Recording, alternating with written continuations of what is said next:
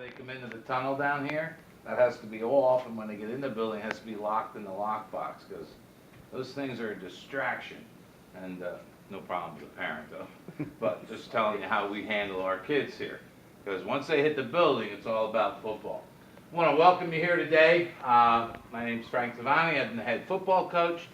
I have been here at Lafayette College for 26 years. I've been the head coach. This is my 13th season as the head coach, and I'm going into my 36th season as a college coach. So I've been around a long time. Not bad for a young 29-year-old guy, right? True.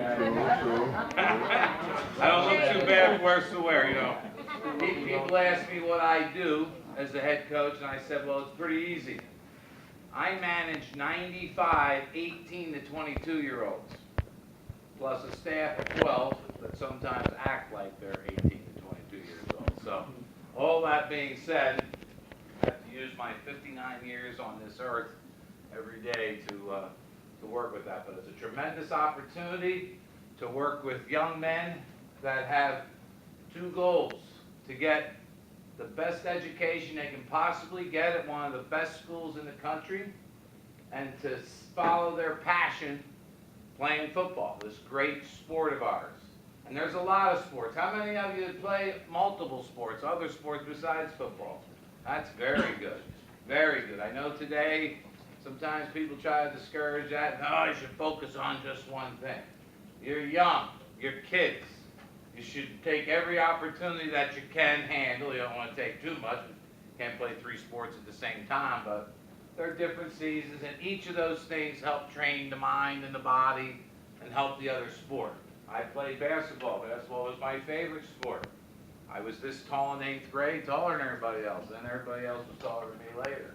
So I figured out quick that maybe I should go play football. In college, I actually played basketball and football for 2 years and did both, and had a heck of a time doing it. Then it was too much time on sports and not enough time on my studies, and I had to get that straightened out. And fortunately, I got it straightened out and was able to graduate, and somehow down the road end up as the head football coach at one of the most prestigious colleges that you could be at. So it's just been a tremendous experience. I have 4 children of my own.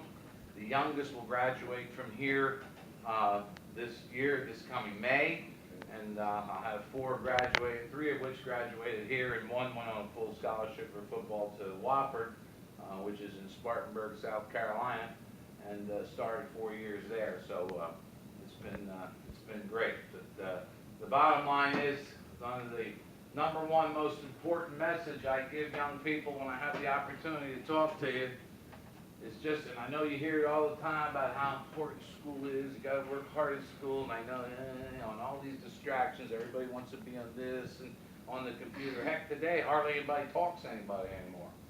They're texting, emailing, Facebook, and Twitter. It's crazy. People don't sit down and just have a conversation. When's the last time you took a little note card and wrote somebody a personal note, signed by you? Personal. We got kids here in college that can't write cursive. College can't write cursive because either you can print or type it on a computer. I went to parochial school. I had nuns about 6'4", 280, and beat my hands with a ruler if I didn't do that cursive right. You know, and that, you know, it didn't hurt me, but I learned my lesson. I mean, yes, ma'am. You know, yes, sister. You know, let's say it's all important stuff that we've lost a little bit of that, but that's why we talk about academics. It is important. Your education needs all the work and effort, and more work and effort than you put into your sport. The purpose here is to get an education. The passion is to pursue your passion of playing competitive sports, whether it's football, baseball, basketball, lacrosse, it doesn't matter, whatever it is. I got daughters that played soccer, you know, all those things. So, you know, it's very important and it's fun. And keep in mind, you're playing these games to have fun. Not, oh, well, you know, 9 years old, some parent asked me at the youth camp. I got a youth camp here, I've been doing it 24 years. Next year is the 25th anniversary. Get 150 kids aged 6 to 12. And kid's 9, and the parent wanted me to assess his potential to play in the NFL. Ugh. I don't need counseling for the child, I need counseling for the parent. I mean, come on, man, that's nice, but it's 9 years old. You're supposed to be having fun, enjoying this thing. If something is meant to be and you're meant to be in the NFL or the National Baseball League, or it'll happen. But your education is the most important thing, because very, very few people get that opportunity to go play professionally. You need that education. Work extra hard this year. Do more homework. I talk to kids that come in here to college that haven't done any homework. I go, I got news for you. 6 to 8 hours a day, night, whatever, outside of the classroom and outside the time that they have to do here is not unusual. In fact, it's pretty common. We march our players in this room for study hall, all the freshmen, anybody that doesn't have a 2.5 GPA. And that's really not as high as it should be, but we're reasonable. You don't maintain that. You're in here at night for 3 hours a night for 4 nights a week, and there's somebody monitoring, and there's tutors and all those things here to help them with the academics. Our football team has 95 players. We just achieved in the spring, this past spring, took me 12 years to reach our goal of a 3.0 team GPA, 95 players. Wow. 3.0, that's a B. That means, you know, our football team is averaging B work. We like it to be A, but B's pretty good. C is average. We don't want to be average, we want to be better than that. But we're really proud of that. We just won an award for national graduation rates. Now, we were 4 and 7 last year, and we were 2 and 9 the year before. So we better get better than that on the football field. But I know one thing, we're working in the classroom, which is the #1 reason why they're here. I've had the great pleasure and privilege of watching 2 of my own children walk across that graduation stage in May. I get that honor and privilege to watch all our players for 26 graduations I've been at, to see kids walking across that stage with that degree and see the great things that they're doing today. You know, I know Dave Patterson benefited from that education. It's great to see that what he's doing out in the community and running these programs and how much he cared. I don't know if he can't add very well, because a couple of days ago it was 8 players and a coach, and I'm not sure. This looks like more than 8 players and a coach. But I'm glad that he was able to bring all here and have this opportunity and give me the opportunity to talk with you and meet you. And maybe you'll follow Lafayette football a little closer and see this great, wonderful place. Let me tell you how all this happened. Everything you see with this building and the stadium, I got to get you up to lunch because we're on a tight schedule. And the last thing I want to do is be late for lunch, right? You don't want that. Who wants to hear some guy talk and miss lunch, right? All right. But this, everything you see is $33 million. $33 million. Every penny donated. Donated by donors. 3 guys gave $10 million apiece to do this building, renovate the stadium, the lights, the field. Coach will tell you, it wasn't like this. We traveled 3.5 miles dressed in a, it was so bad I dressed out of the trunk of my car. That's serious. Division I coach, my friends from home come see me. Hey, it's a big time. I said, let me show you how big time I am. We drive out 3.2 miles, I pull behind 3 trees, open up the trunk of my car, dress for practice out in the field. They're like looking at me, you gotta be kidding. So it wasn't always like this. We really appreciate what we have. But we have this because of the generosity of alumni who have that passion and love this place. It's one thing to have millions of dollars. Not too many people give it away to somebody. I tell our players all the time, you walk around this building, this is our 6th year in here. It looks brand new for a reason.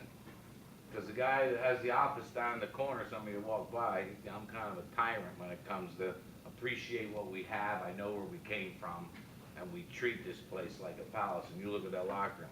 They argued with me about having wooden lockers when we built the building. After a year they'll be destroyed. None under my watch. Nothing under this watch, he knows. I don't play. Everything's up front. We're serious. We were in here last night for an hour, banging out rules and regulations. Covered everything. Drugs, alcohol, Twitter, Facebook, behavior.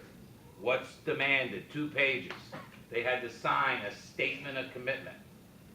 So when somebody steps out of line, it's already written. This is what happens. Because you got to keep people disciplined. You got to make sacrifices to be part of a football team or any team. Because being part of a team means you are your brother's keeper. You are responsible for your behavior and you're responsible for your teammates' behavior because it's a team. And when somebody maybe is not thinking right, you got to help them. You got to help them think right. Right? Gentlemen over there, see somebody got to correct you already. You don't want to do that. You're lucky I don't take that personal. I see one of you got a Steelers hat on, so I'll forgive you because I'm a Steelers fan, lifetime Steelers fan. Yeah, we weren't very good at that. We screwed up last year. Giants, I do have the Giants NFL film here for you.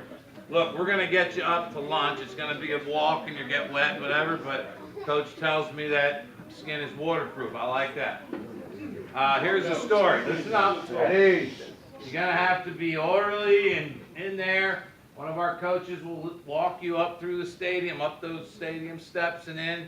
Got to be careful. There's construction going on. I'll get you over to our other dining hall, marquee dining hall. You'll go through there. It's talk to Coach about how that's handled. Coach Dell will take you up, take you through there. Then whatever Coach wants to do, you might want to tour the other building. We can bring you back in here if there's time. I got NFL highlight film while you're waiting for prep.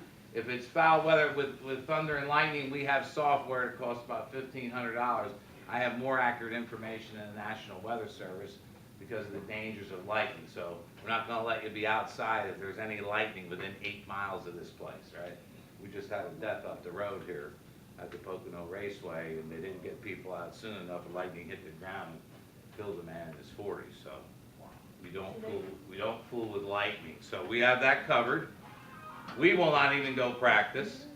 And so we'll keep you in here, and if it is raining and it's not lightning and thundering, I can look up the shades and you can kind of watch practice from the inside and stay a little dry. If it's too bad, it's our first day, and I'm not interested in just slopping around out there day one. Plus, we can only be in just helmets for 2 days. There's rules and regulations that we have to follow. All right? Yes, sir.